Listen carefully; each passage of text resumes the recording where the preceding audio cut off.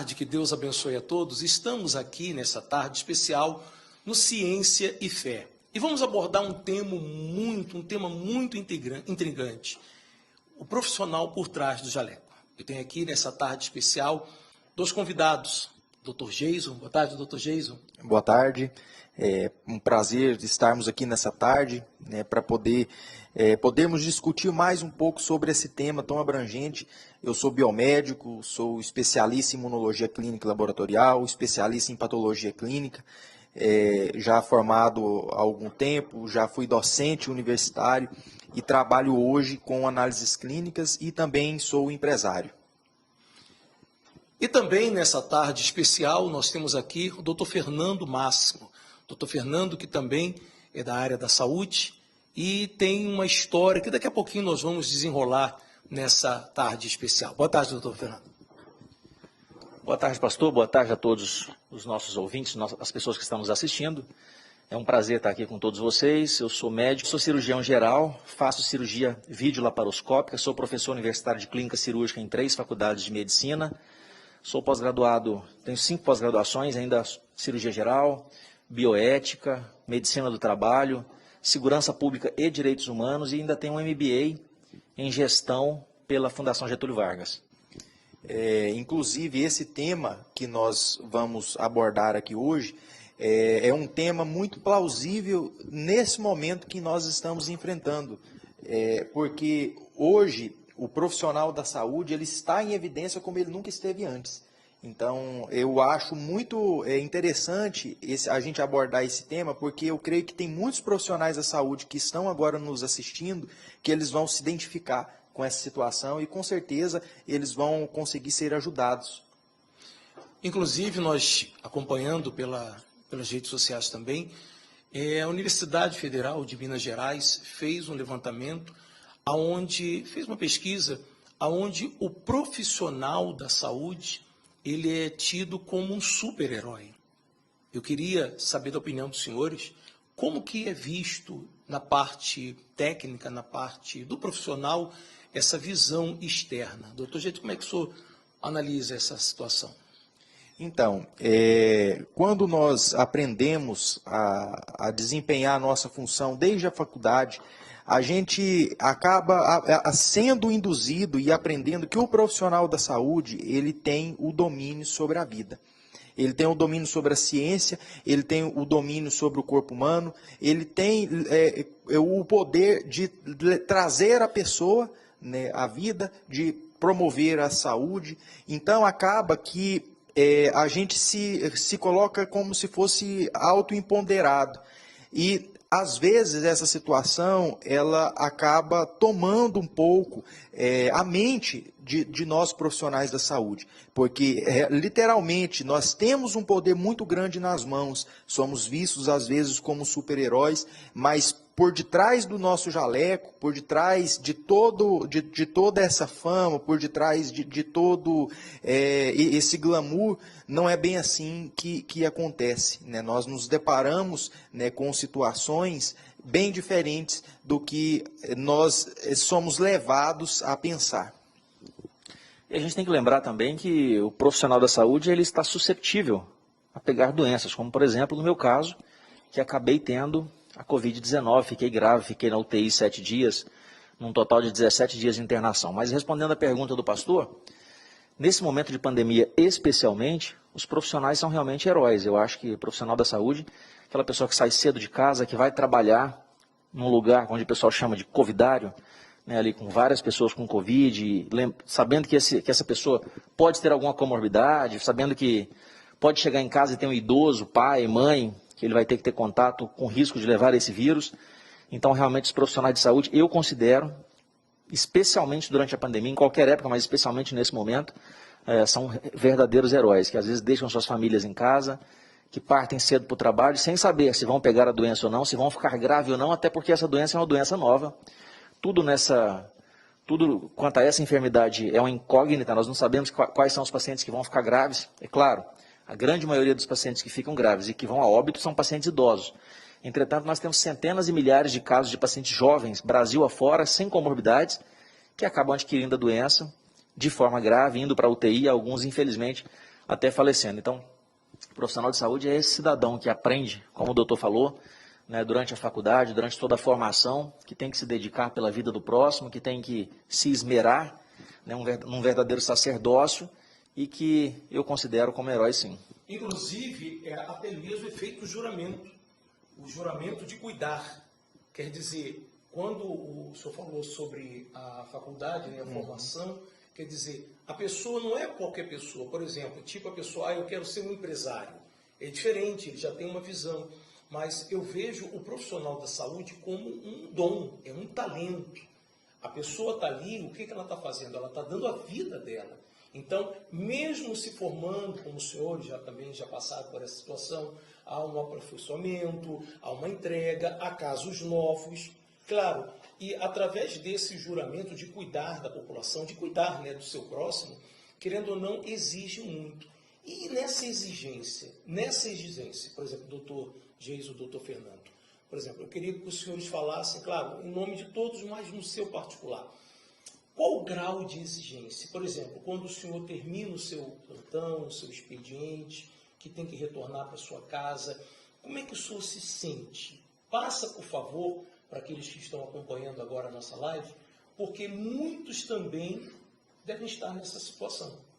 Sim, inclusive, o que acontece? O doutor, nosso colega, fez uma colocação muito importante sobre a importância do profissional da saúde no contexto geral, porque o profissional da saúde, ele sempre foi um ponto-chave, né, em todo o contexto. Não tem como fazer saúde sem ter os profissionais para desempenhar suas funções. Então, o que acontece?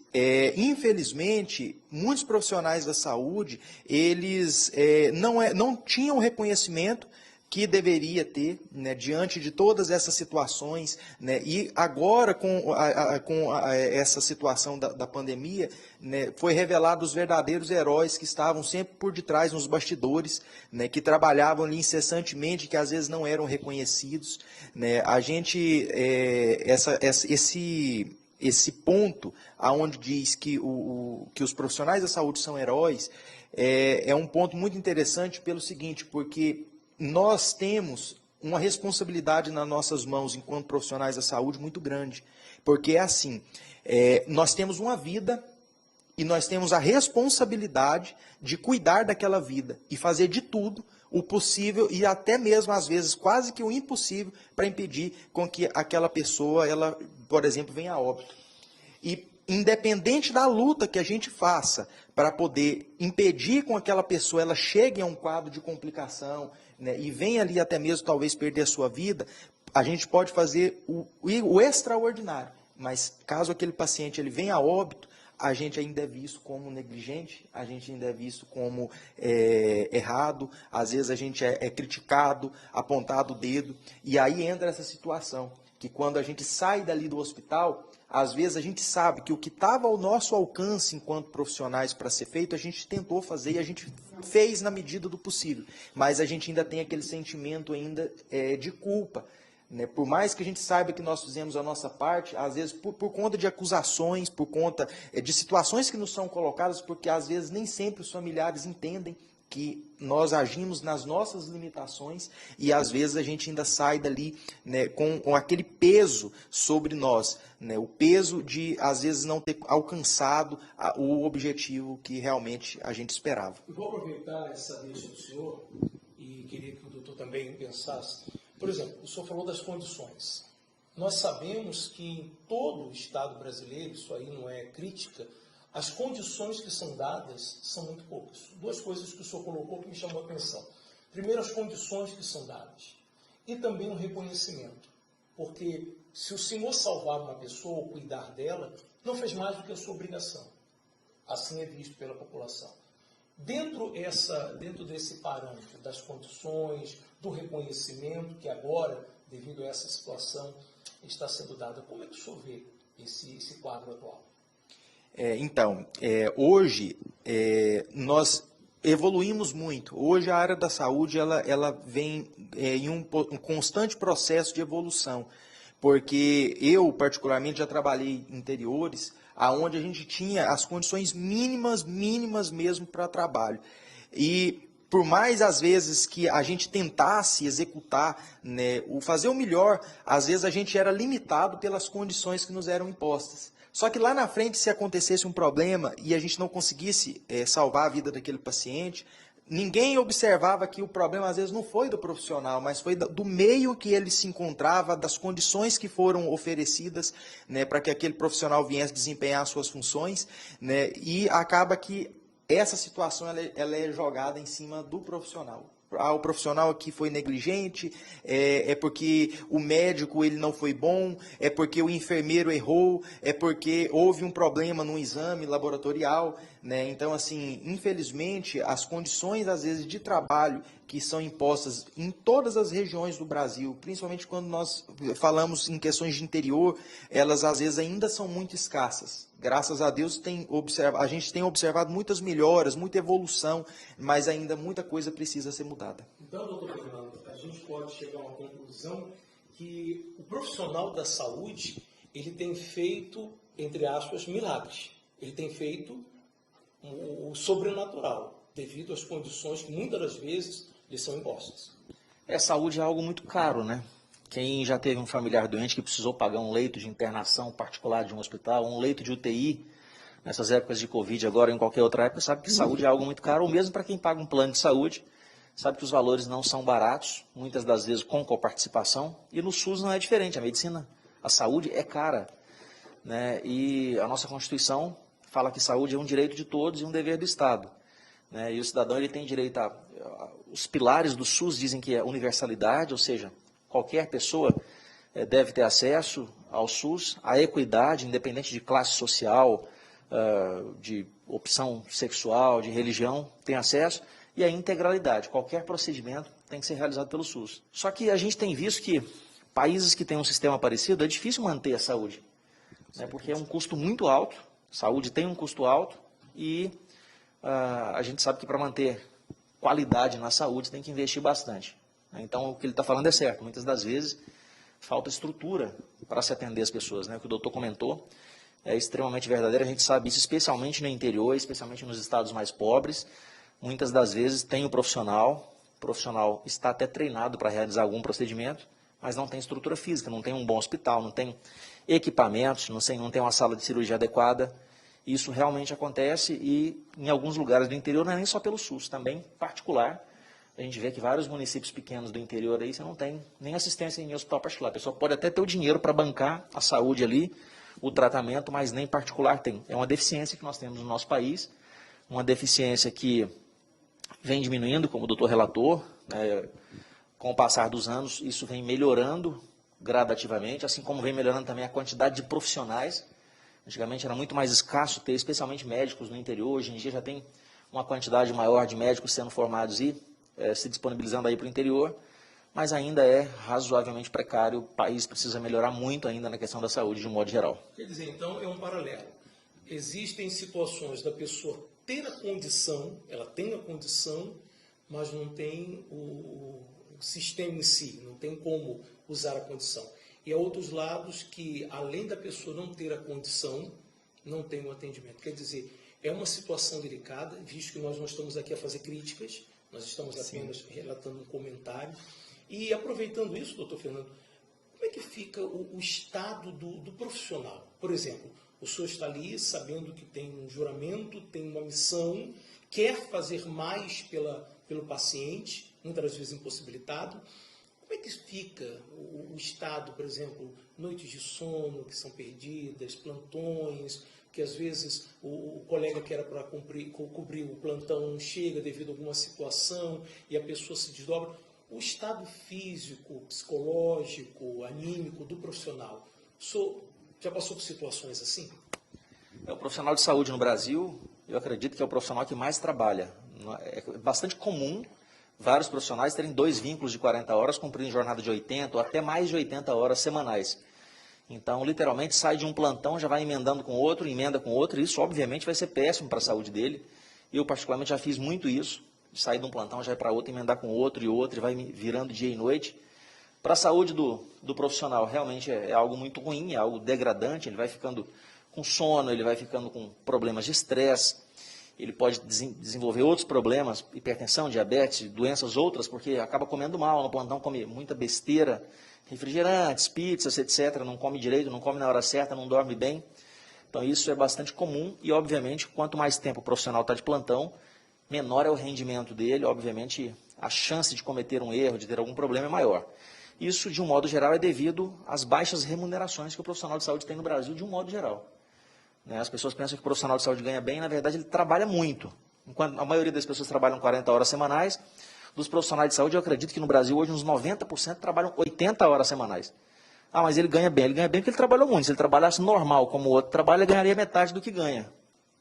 Então, é uma coisa ruim e às vezes a gente tem essa sensação que os senhores falaram, né, de estar trabalhando ali, não ter as condições devidas para trabalhar, e eu trabalhei muitos anos como plantonista, como cirurgião, então a gente via milhões de coisas no pronto-socorro, em pronto-socorros grandes, que atendendo centenas e centenas de pacientes com todos os tipos de trauma, atropelados, acidentados, baleados, esfaqueados, com os abdômen agudo, agredidos, queda de altura, tudo que se pode imaginar.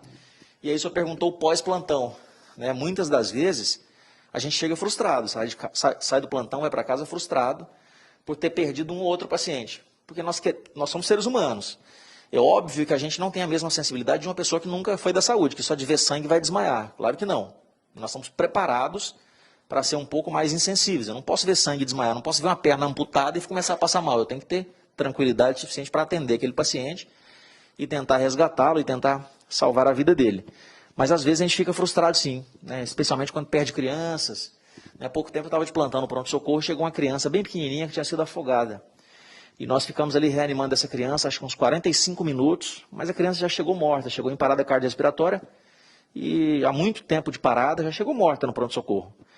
Mas tentamos ali um tempo e quando terminou, que parou, a criança tinha 2, 3 anos, quando não tem mais o que fazer, realmente está morta, já chegou morta, bate um baixo astral, né, em todo mundo fica abatido realmente, algumas pessoas choraram no plantão, a gente chora mesmo, né, e frustrado, você vai para casa e começa a pensar naquilo, poxa, aquela criancinha daquele tamanho, as imagens na cabeça, isso é muito ruim, mas também tem o contrário, muitas das vezes, também uma criança que chegou agora, nos últimos plantões meus, a criança de 2, 3 anos, o pai veio trazendo no colo, ela se engasgou com um pedaço de carne, mas o pai não sabia o que era, só sabia que a criança tinha desmaiado.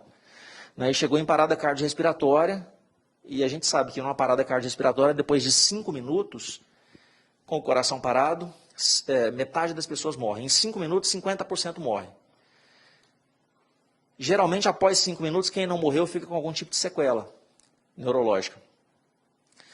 Após 5 minutos, a cada 1 minuto, mais 10% vão morrendo. Então, com 6 minutos, 60, 7 minutos, 70, 8 minutos, 80, 9, 90, com 10 minutos, praticamente 100% das pessoas já morreram estando em parada cardiorrespiratória.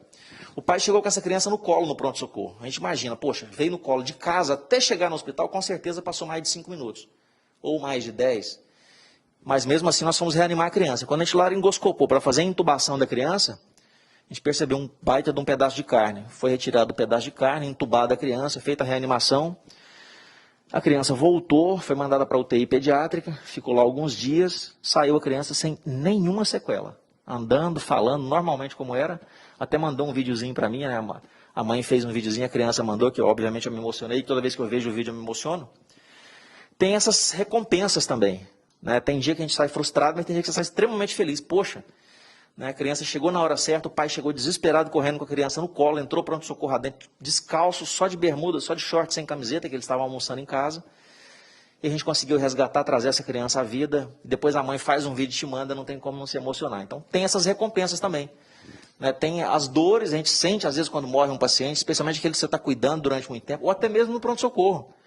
Né? Principalmente com crianças, mas também às vezes com adulto. Né? A pessoa foi assaltada, pai de família, já atendi vários. Pai de família estava trabalhando, chegando na porta do comércio, leva 2, 3, 4, 5 tiros. Você atende, opera, tenta resgatar, a pessoa acaba falecendo. Você fica triste. Poxa, era um pai de família, tem 2, 3 crianças pequenas, foi vítima de um assalto. A gente fica frustrado de não conseguir trazer a vida, mas às vezes também tem a recompensa quando a gente faz algo que salva a vida, especialmente de crianças, mas também de adultos. Quer dizer, então, querendo ou não, cria-se um laço. Quer dizer, como o senhor falou, nós não conhecemos, o profissional não conhece aquele paciente, mas a partir do momento que chegou até os senhores, cria-se um laço. E eu queria que o senhor relatasse também, por exemplo, o senhor falou aí dessas duas situações com duas crianças, né? No caso, quando o profissional chega em casa, que ele tem uma família, tem esposa, tem filhos, tem irmãos, tem uma família, como que é esse outro lado? Como é que o senhor pode relatar essa questão do profissional depois que tira o jaleco? De um modo geral, o profissional de saúde, querendo ou não, a grande maioria, acaba deixando a família um pouco de lado. Essa é a realidade. Porque trabalha muito, passa muitas horas fora de casa, quando chega em casa chega cansado. Isso é a triste realidade do Brasil, mas a gente tenta levar uma vida normal em casa, né? Tentar acompanhar o crescimento dos filhos, que nem sempre é muito possível, exatamente por essa sobrecarga de trabalho. Mas o cidadão, quando tira o jaleco e chega em casa, ele é o pai de família, ele é o esposo, ele é uma pessoa comum, uma pessoa que vai à igreja, uma pessoa que quando sobra tempo vai ao shopping, que pratica atividades normais com tempo reduzido. Mas, de um modo geral, deixa de ser o profissional médico quando está em casa e vira o pai, o esposo, o filho, né, uma pessoa que tirou o jaleco, não é mais profissional de saúde ali. Quer dizer, então, doutor Geis, doutor Fernando, ele tem que ter o ponto de equilíbrio de saber o momento que ele é o profissional. Nós costumamos dizer no dia a dia, né? Eu não posso levar problemas do trabalho para casa e problemas de casa para o trabalho. Tem que haver também esse equilíbrio, né? Sim. Eu creio que uma das maiores frustrações do profissional de saúde no contexto atual é o profissional igual os nossos colegas médicos que às vezes passam 10 anos de sua vida dentro de uma instituição de ensino, se preparando para poder atender pessoas, para poder fazer saúde, levar saúde para essas pessoas.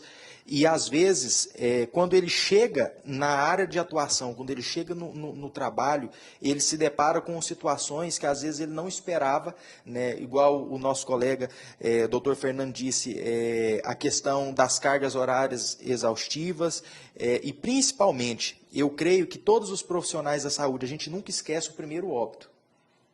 O primeiro óbito que aquele profissional ali ele tem, ele se depara com ele acaba gerando uma memória muito marcante, porque a gente vê uma situação difícil, um quadro cirúrgico complexo, eu imagino que seja uma coisa. Agora, a gente vê uma vida ali sendo ceifada, uma vida ali ela se finalizando, não é uma sensação muito fácil de se ver, porque a gente sabe que aquela pessoa, a partir daquele momento ali, ela deixa de existir. Então, a gente sente, como o doutor falou, um sentimento, às vezes, de fracasso, um sentimento de incapacidade, e, às vezes, a gente acaba levando isso para casa. Né? Porque quando a gente passa por situações iguais a essa, às vezes a gente chega em casa, a gente não tem vontade de conversar. Aí o familiar pergunta, mas hoje você está muito calado, está muito quieto, mas é porque às vezes o dia foi muito pesado. E por mais que a gente saiba que o correto seria a gente deixar o trabalho lá no nosso local de trabalho, as nossas preocupações, as nossas responsabilidades lá no trabalho, nem sempre isso acontece. Permite, quer dizer, então, pelo que eu estou entendendo, é como se, por exemplo, nós colocássemos um pouco d'água assim nas mãos e ela vai, gota a gota, vai se esvaziando. Quer dizer, a gente percebe que ela vai fugindo até a mão estar vazia. Mais ou menos isso que o senhor quer dizer. Justamente, porque cirurgião, ele com certeza já se deparou com muito mais situações como essas do que eu. Porque às vezes, o que ele pode fazer enquanto médico ali naquela situação, o possível e praticamente o impossível ele faz para tentar salvar aquela vida. E às vezes a gente acaba fazendo um vínculo também com o paciente, né? Porque às vezes esse paciente ele já tem um tempo de tratamento, né? Ele está ali sempre no hospital, voltando, aparecendo ali, então acaba que o profissional ele faz um vínculo. Os profissionais da enfermagem que estão ali cuidando diretamente do paciente, diariamente, todos os dias convivendo com ele, né? O profissional das análises clínicas que está ali, às vezes, dependendo da patologia, fazendo coletas de sangue constantes, né, para fazer um monitoramento daquele paciente. Então, quando a gente se depara com a perda, É como, literalmente, o senhor colocou, é como se a gente tivesse um pouco de água nas mãos e a gente vê aquele volume de água se esvaindo da nossa mão e a gente não consegue contê-lo. Né? A gente faz o nosso possível e o impossível para impedir aquela situação de acontecer, mas às vezes a gente não consegue. E aí aonde a gente se depara com essa situação de estresse, né? Muitos profissionais às vezes chegam até a questão da depressão, porque ele tem uma mentalidade na sua graduação, que ele vai sair dali e que, às vezes, infelizmente, muitos pensam que acima dele nem Deus está. Né? A pessoa acaba se colocando em uma condição que ele confia tanto no seu profissionalismo, e às vezes ele é um ótimo profissional realmente, que muitos profissionais da área da saúde, eles desconhecem a existência de Deus, porque eles confiam na medicina, eles confiam no trabalho de suas mãos, e quando eles começam a se deparar com perdas, com situações que fogem do controle dele, é onde o profissional ele se coloca nessa situação. Graças a Deus, a gente tem pontos muito positivos e que também marcam a nossa trajetória profissional, que são essas situações onde a gente consegue salvar uma vida, onde a gente consegue ali, quando todo mundo achou que não daria mais, o profissional vai lá e traz aquela pessoa, literalmente ele quase que ressuscita ela. Né? A pessoa, que uma parada cardiorrespiratória, como o doutor colocou, é uma coisa muito grave. O coração daquela pessoa ele deixou de funcionar, ele não está bombeando mais sangue para o organismo, e o cérebro daquela pessoa, que é o principal órgão do corpo humano, ele está ali numa situação de estresse. Então, assim, a pessoa está praticamente morta diante da gente. E quando a gente consegue, por meio do nosso conhecimento, por meio do trabalho ali que a gente realiza, trazer essa pessoa à vida novamente, principalmente questões de crianças, né, porque é um ser ali indefeso, e a gente consegue contornar essa situação, a gente tem realmente um sentimento de autossatisfação muito grande dentro de nós. Agora, o senhor, principalmente o senhor, que é da área clínica, né, o senhor tocou um assunto que me despertou. Por exemplo, o senhor falou do profissional em si, mas uma equipe laboratorial, quer dizer, uma equipe de apoio. Como lidar também, já não estou falando só do paciente, doutor Fernando, doutor Geison, mas como lidar também com o psicológico, com o emocional dessa equipe? A gente sempre trabalha com uma equipe multiprofissional e eu sempre faço questão de enfatizar isso. Quando eu entro no hospital, sempre fui desse jeito, eu cumprimento todos, cumprimento o recepcionista, o porteiro, o guarda, quem está limpando o hospital. E as pessoas questionam que muitos dos médicos não acabam não fazendo isso. Né? Então, assim, mas eu observo, e eu sinto isso, eu tenho certeza disso, que toda aquela equipe é extremamente importante para salvar a vida do paciente. Por exemplo, eu entro para operar um paciente, bacana, operei o paciente. Só que depois que eu termino a cirurgia, está cheio de sangue a sala. O chão tem sangue, às vezes pode ter fezes, pode ter urina, se o paciente tiver levado um tiro, ou uma facada, alguma coisa assim, sido atropelado. Daqui a pouco eu tenho que operar outro paciente. Tem alguém que vai lá, limpa toda a sala, esteriliza tudo, organiza todo o instrumental, né, as pinças, tesouras, limpa, higieniza, bota para esterilizar, coloca os campos cirúrgicos, a roupa que eu vou vestir, tudo esterilizado, daqui a pouco eu chego lá, está tudo prontinho. Se não tiver aquela pessoa para limpar, nós vamos trabalhar no chiqueiro daqui a pouco. Quem é que vai fazer a limpeza? E é importante aquela pessoa, e muitas das vezes passam despercebidas. Ah, não, foi o médico que operou e resolveu o problema. Tudo bem, o médico foi lá, operou e resolveu parte do problema. Mas para ele resolver aquilo, tem um técnico de enfermagem, tem um auxiliar de enfermagem, tem um enfermeiro, tem um biomédico, tem um bioquímico. Depois vai ter um psicólogo, ou mesmo ali conversando com os parentes, tem um psicólogo, tem um assistente social. Tem uma pessoa que limpou, a pessoa da limpeza, que foi ali limpar tudo. E tudo isso faz parte de uma equipe multiprofissional que tem que ser amparada, e todo mundo sofre. Quando a gente perde um paciente, como o Dr. Geison falou, a gente perdeu o paciente, todo mundo sofre. Desde o pessoal da limpeza que estava acompanhando ali, passando pela enfermagem, biomédicos, bioquímicos, farmacêuticos, todos sofrem aquela perda e todos realmente estavam envolvidos. E quando a gente salva uma vida também, todo mundo que participou, que esterilizou o material, porque senão ia causar infecção em todo mundo, qualquer pessoa da equipe ali é responsável por aquela vitória também. E muitas das vezes não são reconhecidos. Fica o reconhecimento apenas para alguns profissionais. Inclusive, nós temos o projeto dentro do Grupo da Saúde, que é o Cuidando de Quem Cuida. Inclusive, nesse próximo domingo, dia 27, nós vamos ter mais o Ciência e Fé também, uma palestra, uma orientação voltada aos profissionais de saúde, justamente com o intuito de dar essa cobertura, esse psicológico, o emocional, o espiritual também, porque é importante que o profissional de saúde ele esteja bem. Eles têm que estar bem, ele tem que estar bem para poder dar o melhor dele, como o senhor mesmo disse, o máximo dele pelo paciente. Então eu já quero deixar aqui o convite para esse próximo dia 27, o último domingo desse mês de setembro, às 3 da tarde, nós estaremos numa palestra especial. Inclusive, doutor Fernando, o senhor sentiu na pele, como o senhor dizia antes da live, nos pulmões também, essa situação. O senhor podia relatar como é que o profissional, tem a pergunta que nos foi enviada, o profissional fica doente? Quer dizer, o senhor viveu na primeira pessoa essa situação chamada Covid. Exatamente, a gente estava brincando aqui em off, né? Eu senti na pele e senti nos pulmões. Eu tive a doença, tive uma forma grave da doença, né? Fiquei internado 7 dias na UTI, 17 dias no total entre UTI e apartamento.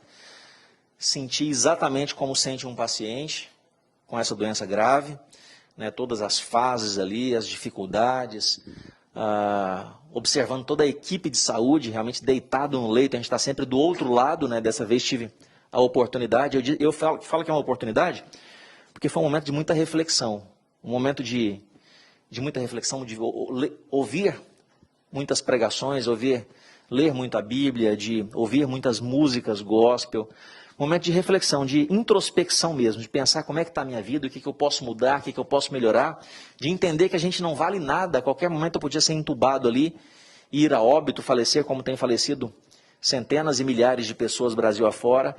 Então foi uma experiência muito marcante, foi de sofrimento, mas foi de crescimento espiritual, foi de crescimento como ser humano, foi realmente uma experiência fantástica. Quer dizer, o senhor mesmo com toda a capacidade, com toda a sabedoria, com todo o estudo, o senhor reconheceu que mesmo tendo todas as condições, está cercado de colegas capacitados, somente essa força superior, nós chamamos de fé, para ajudar o senhor. Não tenha dúvida, né? E a gente exercita muito a fé quando você está dependente totalmente ali, num leito de dor, sofrendo, arriscando, com receio, com medo, com fé. Mas em alguns momentos acaba ficando um pouco com receio, com medo de piorar, com medo de ser entubado, com medo de falecer. Né? Então isso aviva muito a fé da gente, isso faz com que a gente procure orar mais, buscar mais a Deus, confiar mais, entregar mais a vida nas mãos de Deus. Né? E depois eu passei por uma outra fase. Né? Depois de ter adoecido, poucos dias depois estava me recuperando, fazendo fisioterapia ainda, saí da UTI, saí do apartamento, fui para casa, fazendo fisioterapia, recebo a notícia que meu irmão foi infectado. E aí, 3 dias depois, ele vai para a UTI. E aí eu me desloquei para onde meu irmão estava para ficar cuidando dele na UTI. Poucos dias depois, meu pai, infectado, vai para a UTI também. E minha mãe, internada, com a complicação também da Covid, num apartamento. Então eu fiquei me dividindo ali durante praticamente 3 semanas, cuidando do meu pai, da minha mãe e do meu irmão, tomando pé de todas as condutas médicas, tentando discutir com os colegas ali, óbvio, respeitando o posicionamento deles de médico assistente, mas eu ali como médico e como familiar, como parente, cuidando e sofrendo, cansando fisicamente, trabalhando no dia a dia ali junto, sofrendo do ponto de vista emocional também, porque é parente ou não, e mais uma vez foi mais uma experiência fantástica, porque avivou mais a fé. Momento de muito mais oração, de muito mais jejum, de entrega, que a gente passa a confiar em Deus realmente, de ver os milagres de Deus acontecendo. Meu pai estava um dia na UTI, muito grave, passou um dia gravíssimo, e aí nós estávamos todos orando, várias pessoas e grupos e tal, e meu irmão fez um propósito, meu irmão tinha acabado de se curar, tinha acabado de sair da UTI, já tinha ido de alta, e ele fez um propósito de orar durante 24 horas, de hora em hora, né, e um grupo de pessoas acompanhou, e a gente começou a fazer jejum e oração, e no dia seguinte, exatamente 24 horas depois desse dia, que meu pai estava muito grave, quando fez os exames de manhã, a gasometria, eu acompanhando a gasometria, ela veio com uma melhora incrível, que os médicos que estavam vendo uma piora progressiva do meu pai se assustaram. Todo mundo se assustou. Nossa, que legal, eu fiquei muito feliz de ver aquela gasometria. E teve gente que falou assim, eu acho que está errado esse exame, vamos esperar o de amanhã para a gente ver, vamos fazer um mais tarde. E depois fez outro no outro dia, e cada dia mais ele foi melhorando, até que agora, 2 dias atrás, ele acabou saindo da UTI, está no apartamento se recuperando. Então, Eu fui curado da forma grave, estive na UTI, meu irmão esteve na UTI e foi curado de forma grave, meu pai esteve na UTI e foi curado, e a minha mãe não chegou à UTI, graças a Deus, mas esteve internada no apartamento e também curada. A gente sabe que a ciência é extremamente importante, a medicina, os profissionais todos envolvidos ali, médicos, fisioterapeutas, enfermeiros, técnicos de enfermagem, pessoal do laboratório, bioquímicos, biomédicos, os farmacêuticos, todos os profissionais são fundamentais. Mas a gente sabe também que a nossa fé, que as nossas orações foi que impulsionaram a melhora, foi que fizeram com que houvesse aquela melhora tão rápida do meu pai, por exemplo, e que nós todos estivéssemos aqui. Quer dizer, 100% de cura, 100% de pessoas que tiveram a doença de forma grave. Minha mãe teve uma complicação, um tromboembolismo pulmonar, e todos os 4 curados. A gente acredita na ciência, a gente sabe que a ciência foi fundamental, foi importante, mas a gente também não deixa de acreditar, não deixa de ter fé e ter certeza que foi um milagre que Deus nos abençoou ali. E, inclusive, o senhor estava falando aí, eu me lembro do seu irmão, eu conversei com ele faz uma semana, e o que acontece? Ele falou que estaria com ela, que ela já tinha saído, e eu me coloquei à disposição, falei, quando você estiver com a sua mãe, nos comunica para a gente fazer uma oração. E eu me lembro que eram 2h20 da manhã, ele falou assim, olha, estou aqui com a minha mãe. Nós fizemos uma videochamada, devido a essa pandemia, nós não estamos podendo fazer visitas presenciais, mas não há visita melhor do que a do Espírito Santo. Então, o Grupo da Saúde tem trabalhado também nesse sentido, de fazer orações do lado externo, e quando o familiar está com o paciente, né, o que nós fazemos? Nós fazemos uma videochamada. E eu me lembro que 2h20 da manhã, nós estávamos justamente fazendo oração, graças a Deus ela estava no quarto, já estava bem. Quer dizer, como o senhor falou, é a ciência e a fé e a ciência. Porque o próprio Deus, a própria Escritura Sagrada diz que Ele é o médico dos médicos. Então nós oramos sim, oramos muito para que todos os profissionais da saúde estejam bem na saúde, bem na família, no casamento, na vida profissional, que eles possam ter, mas acima de tudo, o lado espiritual, essa parte espiritual, para que ele possa ter o psicológico, possa ter o físico dele, é o complemento da fé, não é verdade? Sim, com certeza. E o senhor sabe o que eu acho mais interessante quando a gente fala de ciência e fé, porque, como eu disse, muitos profissionais da saúde, eles não aceitam a fé. Eles confiam na ciência, confiam no conhecimento que eles possuem, né, e ignoram a parte da fé, ignoram literalmente a existência de Deus. Só que, pelo incrível que se pareça, às vezes nós somos colocados em situações na prática clínica, ali, na vivência profissional, que a gente sabe que existe algo sobrenatural que aconteceu ali. Porque, às vezes, pela medicina, pelo nosso conhecimento, seria impossível determinadas situações acontecerem. E quando a gente se depara com essas situações, é onde a gente vê que existe uma força. Por mais que a pessoa, às vezes, ela não crê em Deus, por mais que, às vezes, a pessoa ela não aceite a fé, ela sabe que por trás daquela situação existe um poder sobrenatural, existe um poder maior, né, que, às vezes, ela não consegue explicar porque ela não sabe, ela não conhece a existência. Quer dizer, muitas vezes é chamado a força superior, o homem lá de cima, não importa a maneira, né, doutor, que a pessoa se expressa. Eu já ouvi um profissional conversando com ele, falou, o cara lá de cima. Eu falei, o cara lá de cima.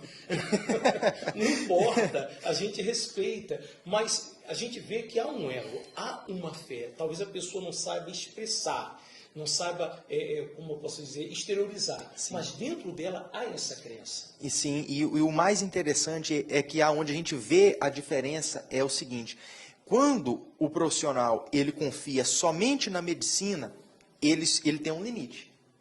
Ele tem um limite porque ele só vai conseguir agir até onde a medicina lhe dá suporte para que ele possa desempenhar a sua função.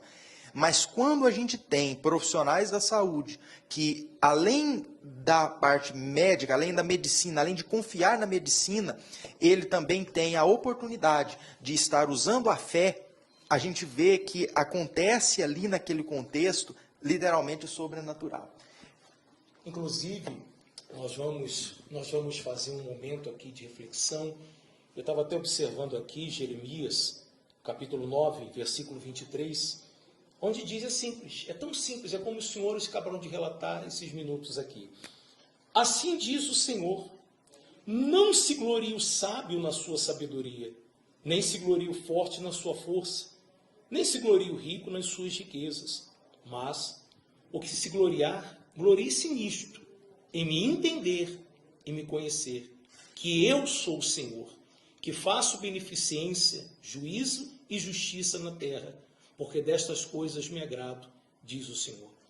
Aquilo que aconteceu na vida do Dr. Fernando, na sua família, aquilo que tem acontecido na vida do Dr. Geiso e na vida de todos aqueles que der um espaço, uma oportunidade. Você profissional da área da saúde, ou você que está participando desse momento, nós vamos fazer uma oração agora.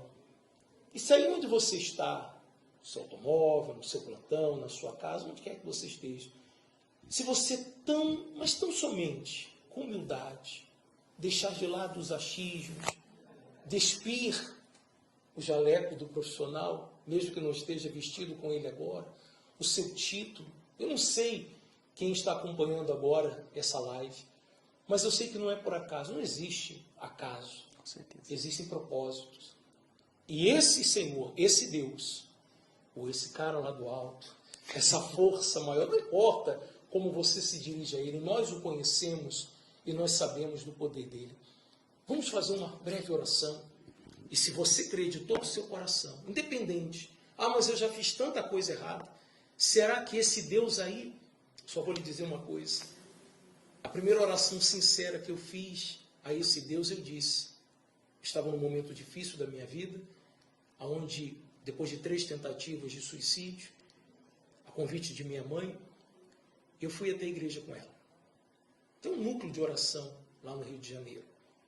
E, naquele momento, o pastor, o senhor já com 52 anos, pregou a palavra e tal, e eu observei a atitude dele, a sinceridade dele, o desejo dele em querer nos ajudar, não só a mim, mas as centenas de pessoas que estavam ali naquela reunião especial, e eu tive que me quebrar. Eu olhei para o teto, era um núcleo, uma lâmpada de 100 watts, bem antiga, isso lá fazem 30 anos, 32 anos, faz agora em outubro, e eu disse, olha, se o Senhor está em cima, foi dessa forma que eu falei com esse Deus poderoso, se o Senhor está em cima mesmo, como esse cara está falando aí, me ajuda, porque se o Senhor não me ajudar hoje, eu lhe garanto, que eu vou até o meu primo, que era gerente da Boca de Fumo, eu pego uma arma e na 4ª tentativa eu vou acabar com a minha vida. Eu abaixei minha cabeça, coloquei minha mão sobre o meu coração e eu chorei. Chorei copiosamente. Mas foi um choro não de desespero, foi um desabafo. E quando terminou aquele momento de reflexão, de oração, eu respirei fundo e 1 tonelada tinha saído de sobre mim. Os meus pensamentos mudaram, minhas atitudes mudaram, claro, não mudou tudo no primeiro dia, mas eu conheci o poder desse Deus. E eu convido a você a participar desse momento. Se possível, onde você está, feche os seus olhos, curve sua cabeça. Meu Deus e Pai, em o nome do Senhor Jesus, nós entramos em oração na Tua presença agora. E eu estendo as minhas mãos, meu Deus. E aonde quer, meu Pai, que a nossa voz, que essa programação, meu Deus, chegue. Que chegue também ao coração de todos aqueles que se encontram aflitos e desesperados. Eu oro por esse profissional, que muitas das vezes, meu Deus, sorri por fora, mas por dentro a sua alma chora. Chora, meu Deus, devido às lutas que passa e não sabe aonde recorrer. Porém, meu Deus, nessa tarde, o Senhor deu a direção, o Senhor deu a orientação, o Senhor mostrou o caminho que ele ou ela pode seguir. Alcança essa pessoa. Seja um profissional, seja, meu Deus, um paciente, seja um familiar, seja alguém que agora, meu Deus, estivesse a pensar até mesmo em dar cabo da própria vida, como 3 vezes eu tentei, e a 4ª não chegou. Porque antes de ouvir aquela voz, se mata, eu ouvi a voz do Senhor. Que essa pessoa ouça também a tua voz, mansa e suave, que o Senhor toque, que ela não sinta, meu Deus, mas que ela receba ânimo, que ela receba força, que ela receba coragem, que os dias de trevas se transformem em dias de luz. Ó Espírito Santo, eu abençoo a cada uma dessas pessoas. Eu te abençoo. Você que acompanha agora esse momento de reflexão, eu te abençoo. Em o nome do Deus que é Pai, que é Filho e é Espírito Santo. Seja abençoado em o nome do Senhor Jesus. Amém. Se você crê, diga amém. Amém. Eu agradeço o Dr. Fernando, agradeço o Dr. Geiso e tenho certeza que a participação dos senhores ajudou com certeza muitas pessoas. Considerações finais do senhor? Eu que agradeço a oportunidade, pastor. E só para finalizar, né, como o Dr. Geiso já falou, muitas pessoas da área da saúde acreditam muito na ciência, no que estudou, no que aprendeu, e não acreditam na fé, não acreditam em milagres, mas eles existem, já aconteceu na minha vida, na vida dos meus familiares, e apesar de ser médico, de ter 5 pós-graduações, eu tenho fé, eu acredito em Deus, acredito que esse Deus vivo, poderoso, como mudou a vida do pastor, mudou a minha vida, mudou a vida de milhares de pessoas, ele pode mudar a vida de todos aqueles que creem nele, de todos aqueles que passam a segui-lo, a seguir a sua palavra. É só crer, é só acreditar, é só se entregar, porque ele é o Criador do universo, ele pode mudar a vida de cada um de nós. Da mesma forma, eu agradeço a oportunidade, né, por estarmos aqui hoje e, principalmente, eu agradeço a oportunidade por poder estar, de alguma forma, ajudando pessoas, da mesma forma que um dia eu também fui ajudado. Da mesma forma que um dia alguém me estendeu a mão, eu espero que essa programação de hoje possa alcançar também esses profissionais que se encontram na mesma situação que às vezes eu um dia me encontrei, o doutor também um dia se encontrou, né? E eu digo para todos os profissionais que nos assistem agora, sejam cristãos ou não, permita-se a ter um encontro com Deus, porque é necessário que você permita com que Ele venha operar na sua vida.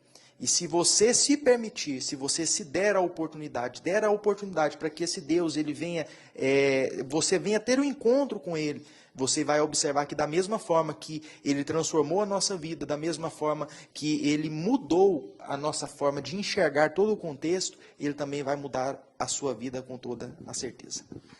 Muito bem, chegamos aos momentos finais do Ciência e Fé. Acompanhe as nossas redes sociais aqui do Grupo da Saúde e se preparem, dia 27 de setembro, às 15 horas, nossa Ciência e Fé especial. Deus abençoe a todos e até a próxima Ciência e Fé. Até lá.